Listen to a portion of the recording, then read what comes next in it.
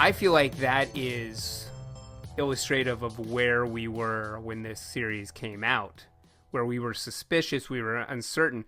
We talked so much about cynicism in this podcast.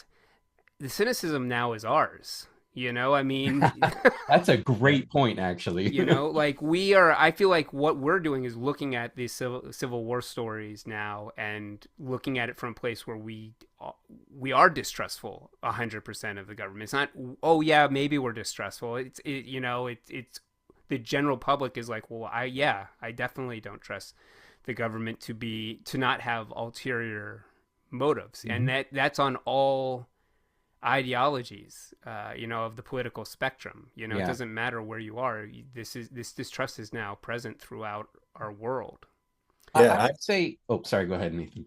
Oh no, I'm just gonna quickly add. Like, I feel like to the point of the distrust. I feel like the distrust is not only towards the government. I think nowadays we don't trust each other at all. So the level of cynicism, I think, is through the roof today. And I can understand why. Like, we just got out of a pandemic, and it feels like we're going back to the scenario or the context that's going to put us to another disaster sometimes. So, I feel like that context also makes this relevant today, but also in a different way. In that way, because I do gravitate not just to the idea of how do we feel about the government, but how do we feel about each other now?